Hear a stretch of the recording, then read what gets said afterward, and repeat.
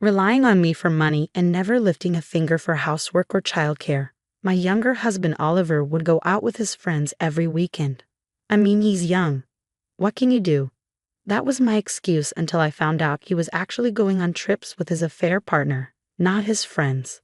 I'm going to crash at my buddy's place in Chicago for a bit. He just moved there for work. Take care of the spring cleaning while I'm gone, will you?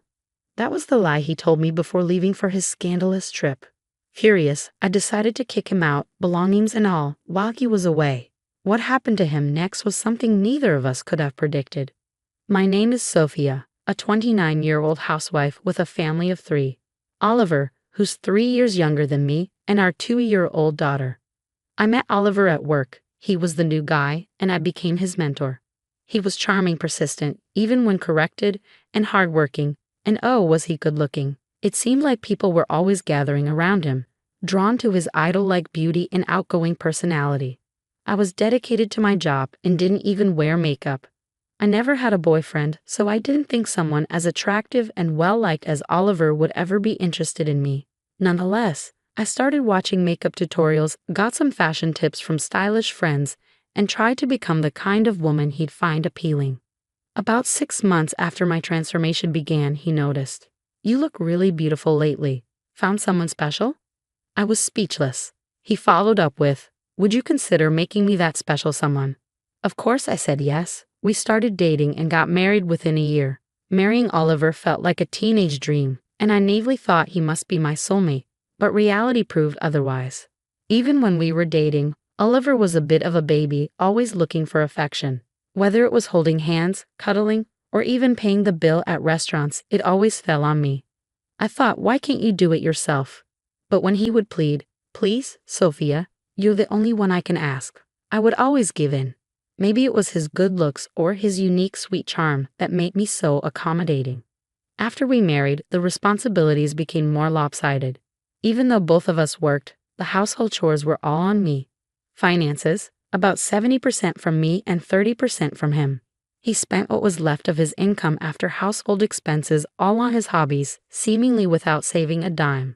I was mostly saving the remainder of my income, thinking of our future home and children. At first I thought, well, he lived with his parents and I lived alone, so it's understandable that we have different experience levels when it comes to chores. Besides, he earns less than I do, so it makes sense, and he's still young, probably not thinking about the future yet. But even when I got pregnant, Oliver's lifestyle didn't change. Doing household chores while pregnant was really tough, on top of the exhaustion from working during pregnancy. Morning sickness hit me hard in the first trimester. In the third trimester, it was difficult even to bend over, and just standing was tiring. Yet Oliver never offered to help.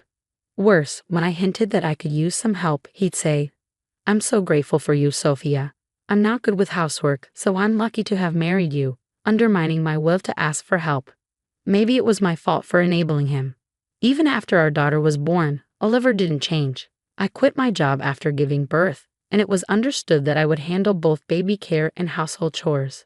Yet Oliver would still stay out late, hang out with friends, and go on trips as if he were single. Still, I forgave him everything because of the occasional kind words and the annual birthday trips he took me on. I guess when our daughter grows up, he'll realize the importance of family, I thought. I realized how naive I'd been when our daughter turned 2. I was attending a high school friend's wedding that day. I had wanted to leave our daughter with Oliver, but as usual, he had plans. So I left her with my mom. The wedding was in a chapel in Boston, and the reception was at a French restaurant with several large private rooms, a venue chosen long ago by my foodie friend. The wedding went smoothly, but while transitioning to the reception, I saw him. He was walking arm in arm with a woman in a chic black dress, looking more than just friendly. I couldn't stand to be at the reception after that, and made an excuse about our daughter being sick to leave early. The image of them haunted me. Oliver had said he was going on a trip with an old college friend, but I suspected infidelity. I knew Oliver had many female friends, but this was different. His old college friend was supposed to be a man, and he definitely hadn't gone on any bike trip. Lying to meet up with another woman was suspicious. If he had been lying to me all along, then my resentment surged. Even when I was struggling with house chores during morning sickness or overwhelmed by new motherhood, was he cheating on me? I couldn't take it anymore. My love for him instantly cooled, and I resolved to expose his affair once and for all. I called my parents to keep my daughter for one more day, debating whether to tell the truth. I decided to wait until I had proof and lied about being sick. The next day, I visited a private investigator. I handed over Oliver's photos, shared his workplace details, and his background. I needed to dig deep into his life, I requested.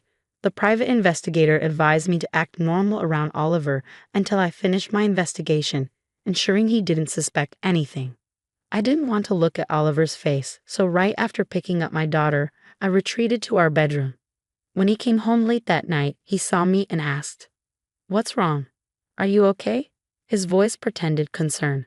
Had this been from a couple of days ago, I might have felt loved and comforted by his words. But knowing the truth, they meant nothing to me.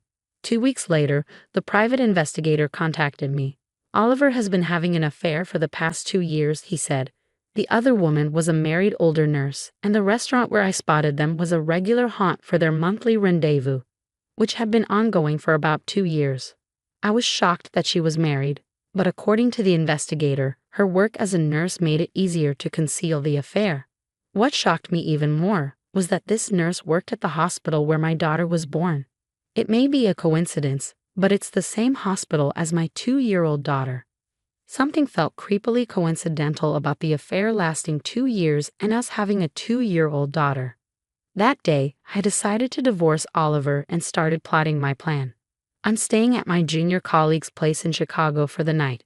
Make sure you clean the house," Oliver told me. Normally, I'd be annoyed that he pushed spring cleaning on me during a busy time, but I secretly smiled, relishing my own scheme. "Sure, I'll bring back souvenirs," I replied, waving goodbye as he left. Oliver seemed oblivious. Back inside, I told my daughter, "We're going on a trip. Let's go see the ocean." My daughter, who loves fish, cheered, "Yay, ocean." "First, let's take a little nap," I said, laying her down. I continued my preparations, packing my bags and Oliver's, ensuring he wouldn't notice. I sorted items into boxes but couldn't touch shower, bedroom, or living room items. Finally, I disassembled the baby crib, laid my daughter in her stroller, and called the movers. My stuff went to my parents' home, and Oliver's got discarded. Apart from the built-in appliances, the apartment was empty. I headed to a hotel overlooking the ocean in another state, somewhere my daughter had always wanted to visit. Our travel essentials had already arrived in the room. My daughter kept saying, "Yay, ocean," as she looked out the window, watching the sunset over the sea. I felt a mix of sadness and relief. Exhausted from packing and the journey, we went to bed early. Before sleeping, I sent Oliver an email, a picture of him and his mistress. Despite sleeping early, I woke up at midday, rushing to check on my daughter. I found her gripping the crib bars, looking at the ocean with such focus that I had to laugh. I had planned to eat out for lunch, but since my daughter couldn't tear herself away from the window, I ordered room service. She was clearly enamored with her fish-themed kids' meal and took her sweet time eating it, looking happy throughout. Just then, I received a call from Oliver. Ignoring it, I texted him, "I have no plans to live with you anymore. Best of luck with your new love interest." More calls from Oliver kept coming in.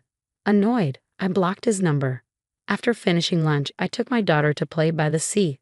By the time we got back to the hotel, it was dark outside. Checking my neglected phone, I saw that my brother had tried to reach me. When I called him back, he told me that Oliver had rushed home to our empty apartment after reading my email. Apparently, Oliver then went to my parents' house, thinking I'd be there, but I was on vacation with our daughter, so only my fuming parents and brother were there. After they heard about Oliver's affair, my brother chuckled, saying Oliver looked so down it was actually funny. Oliver got chewed out by my parents, and as he was leaving, my brother told him all future communications would go through my attorney, handing him a business card. Oliver apparently tried to punch my brother, saying, "Don't make decisions for me." This was something I'd asked my brother to do, so it wasn't just his unilateral decision. My brother dodged the punch and Oliver stumbled, slamming his shoulder into the doorway. He was in so much pain that my brother took him to the hospital, where he was diagnosed with a compound fracture and is currently in surgery. During all this, my brother had managed to collect Oliver's mobile phone. It was in my name because I'd been footing most of Oliver's bills. Just skimmed through it and saw some pretty outrageous messages, my brother said. Apparently, there were messages from Oliver like, "We'll be apart for a while, but let's hang in there. I only love you, so I won't have another affair. Do the same for me." The next morning, my daughter and I had a lot of fun at the beach. Tired out, I left her with my mother at my parents' home and went to see Oliver in a hospital. I didn't really want to see him, but his parents were visiting and I felt this was the only chance to settle things. Upon arriving at the hospital, Oliver's parents, who had heard everything, looked at me apologetically but said nothing as I walked into the hospital room. Oliver began blurting out, "Sophia, it's not what you think. It's like prostitution." He claimed that he was only helping the woman financially in exchange for her pretending to be his girlfriend. According to Oliver, there was no emotional involvement. It was just for money, and they'd only been together twice, including the time I caught them. Frustrated but not surprised, I asked, "So where's the money then?" Pausing, Oliver finally said, It hasn't been transferred yet. It was supposed to happen after the third time." His clearly false statement just left me in disbelief. I wasn't even angry anymore. I hurled the additional proof photos I had brought just in case at him. Upon seeing the photos, his mother-in-law broke down crying. Ignoring the distraught mother-in-law, I slammed the pre-filled divorce papers down in front of a stunned Oliver. "I'm done with your lies. We're getting a divorce. I'll live with our daughter. We'll sort out the details like child support and asset division through lawyers later," I said, exiting the hospital room. Oliver's plea, "Wait, you're misunderstanding," fell on deaf ears. I felt incredibly relieved when I returned to discuss my claims against Oliver with the attorney. The attorney chuckled and told me he'd been assigned to represent Charlotte, Oliver's affair partner's now ex-husband, which made for an awkward situation to address the financial matters. After the divorce, Oliver and I agreed on no division of assets, but a one-time payment of $330,000. We also decided he'd pay $300 a month in child support for the next 16 years until our daughter turns 18. If Oliver ever missed a payment, he'd have to pay the entire amount up front. My lawyer took care of the discussions, so I didn't have to see Oliver's face, a face I once loved but now never wanted to see again. Oliver apparently said things like, "I want to get back together, and I can't live without Sophia," according to my lawyer. Not once did he mention our daughter in all of this. After the divorce, I found remote work I could do from my parents' home while raising our daughter. She started preschool and was making progress with her speech. She never really talked about Oliver, probably because she doesn't remember spending time with him. My lawyer informed me that Oliver had abruptly paid the full child support amount. Shocked, I learned from my lawyer that Oliver had lost his job after his affair was leaked to his company by Charlotte's husband. He started working in a nightclub and met a wealthy patron who agreed to take care of him, including paying off his child support debt. "Oliver connecting with other women is unacceptable," the patron had said. My lawyer chuckled as he told me how Oliver showed up dressed to the nines, handing over the full amount in cash. 5 years later, when my daughter was in second grade, the police contacted me. Oliver had been arrested for theft and had named me as his emergency contact. At first, I wanted to decline, but the officer persuaded me, saying, "Maybe just talk to him once." Oliver looked frail when I saw him. His once handsome face was now haggard. Turns out the wealthy patron was married and chose to reconcile with her husband after their affair was discovered. I thought to myself, Oliver likes only people like that. She demanded Oliver pay back the compensation and support she had given him. Thrown out of his apartment penniless, Oliver resorted to theft. "I need your help," he pleaded. "I'm sorry, Sophia, is all I have left." But hearing his story, it all sounded like his own doing. I declined to act as his emergency contact and gave the police his parents' phone number before heading home. Apparently, his parents also refused to get involved, which means Oliver could face real jail time even as a first-time offender, the police informed me. But my decision remained the same. I have no intentions of rekindling things with Oliver. Nor do I want to drag myself into this mess. People have suggested that I should remarry now that my daughter is older, but I know better. The experience with Oliver taught me that I can't trust my own judgment when it comes to people. I won't jeopardize my precious daughter's well-being. Fortunately, she has grown into a good person even without a father figure, though she's a bit rebellious lately and doesn't want to hold my hand. That's okay. I cherish the life I have now, living with my daughter and my parents.